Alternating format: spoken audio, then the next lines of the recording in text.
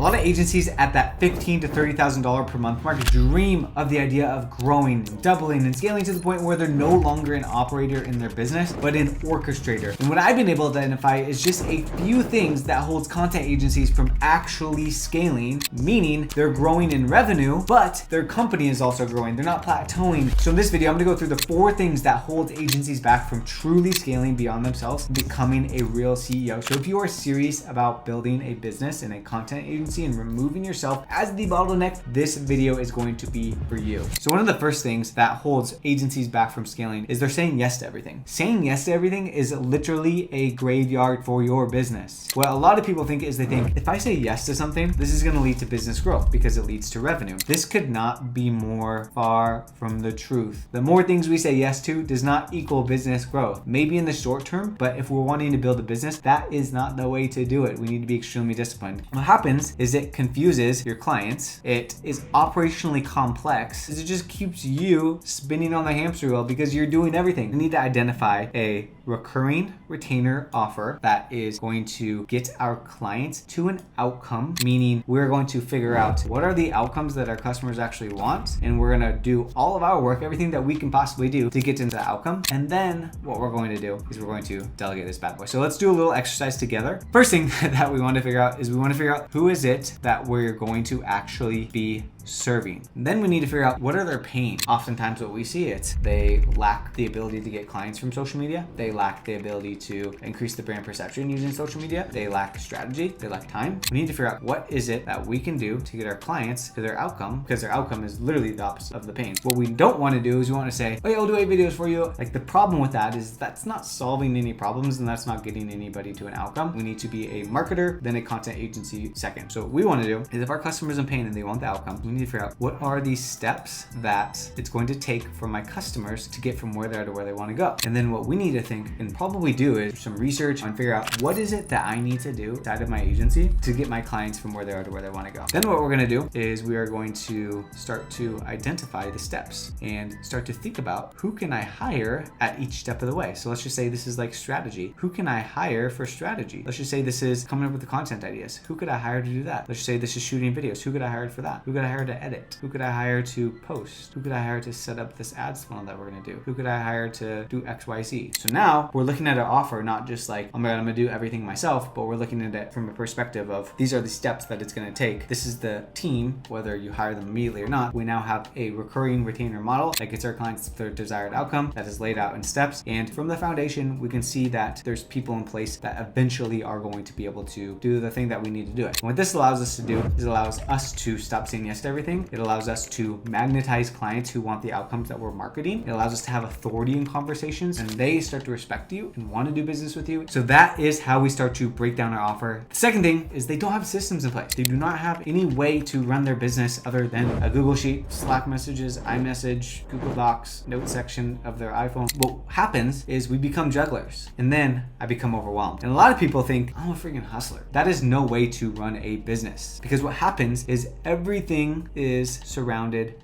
by you. You become the bottleneck. What value is that for a business? If everything is based off of you, then there's really no way of getting out of the business unless there is you doing everything. So we want to zoom out. We want to see ourselves as growing a business and building a business with true value. So what we need to do is we need to get what's in our head and we need to get it into a system. The more you have systems, the more you can get people to run the systems, the more your business is going to grow. Once you get systems down, then your business will start to grow. We like to use a tool called Notion. 3 things that are essential for actually scaling and using a tool like Notion. So I'm going to pull open what we call our agency operating system. Everybody who joins Agency U gets access to this. They can literally duplicate it. We'll train them on it. We'll even have somebody do it for them if that is the case on what they want to do. This is really your infrastructure. This is what you're going to build from. This is where you're going to add your SOPs. This is where you're going to add your project management, all that sort of stuff. Clients OS. This is going to house absolutely everything for the client. So now we're able to see, cool, we can see what offer this person on, who's the team, what the contact is, how much revenue they paid. I can go to the contact info and I can see these are the contacts at the agency that are important. I can pull up the onboarding form. I can pull up the contract. I can pull up the marketing assets. I can do much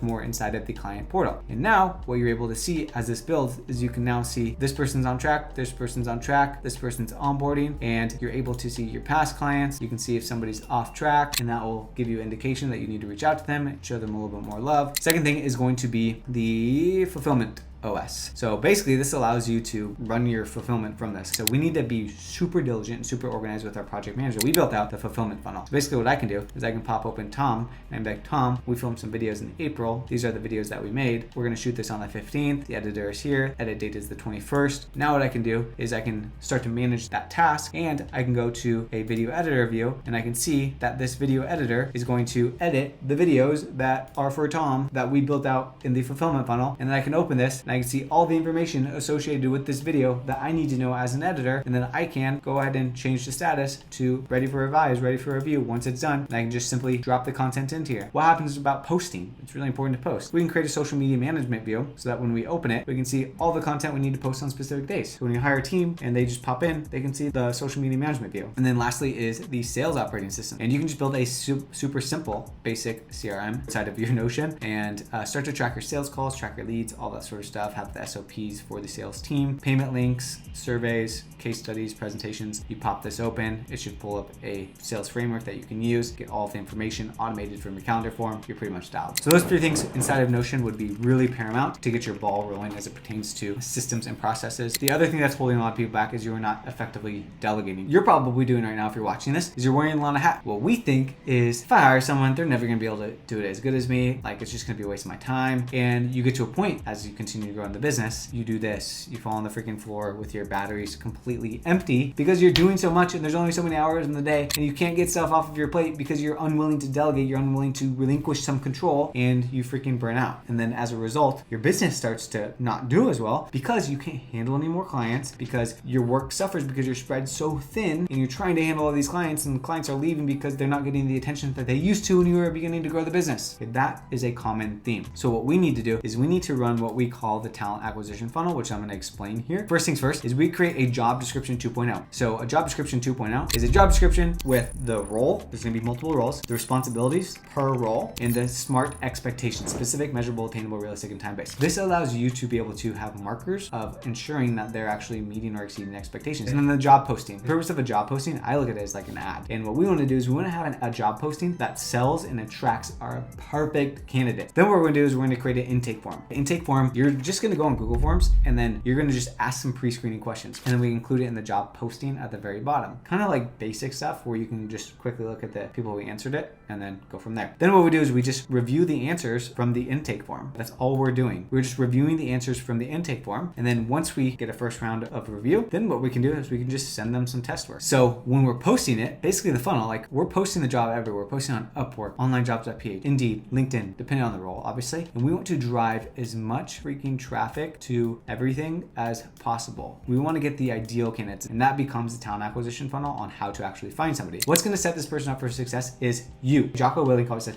there's no bad teams, only bad leaders. Your job is to set this person up for success. Meaning if you don't have systems in place for them to follow, you need to make sure you have this stuff set up before you even hire somebody. It is up to you to set expectations and give people tools in order to thrive. Last thing that is holding a lot of agencies owners back is you're not automating. A lot of people feel like they need this sense of control on everything that happens inside of their business. And if they don't do it, then the client's going to be pissed. They're not going to feel like it's personable. What we want to do is we want to automate our repetitive tasks. And as we automate our repetitive tasks, I want to go through some quick automations that you can implement inside of your agency ASAP and make you more efficient inside of your agency so you no longer have to continue to just do the same repetitive task over and over again. So first thing is calendars. Cool thing about Calendly and Go High Level, if you link up your calendars to this and it's automatically you send them appointment writers, add it to their calendar, add it to yours. This is absolutely paramount. Second one is automating the contract sending. We need to use a tool like Zapier, and then we need to create an intake form, and we can automate that through e-signatures. I'm going to go ahead and just show you. I can create an intake form, and on the intake form, we're asking questions like, what is the name of the company? What's the email? What's their contact information, etc., etc. And as I'm on a call about to close this client, I'm going to be filling this stuff out. So what I can do inside of Zapier is I can literally, once they fill out this form, what happens is it's automatically going to send them and create a contract inside of e-signatures. So all I need to do is fill out a form, and it's automatically going to send a contract from e-signatures. E-signatures.io is a great tool where you can just basically plug in the fields from the Google form, and it will automatically create and send a contract to the client. We literally just fill out a sales intake form on the call, and once I fill out that form, it's automatically going to send the contracts. Third is invoicing. Should be something that is automated. Next is going to be the onboarding. Onboarding is by far one of the most important parts of the client journey, because the moment they say yes, the moment they have buyer's remorse, you need to reiterate their buying decision, and the easiest way to do it is create a really cool onboarding experience and a fast onboarding experience. In simple terms, like what we do is we have a Google form and we use Zapier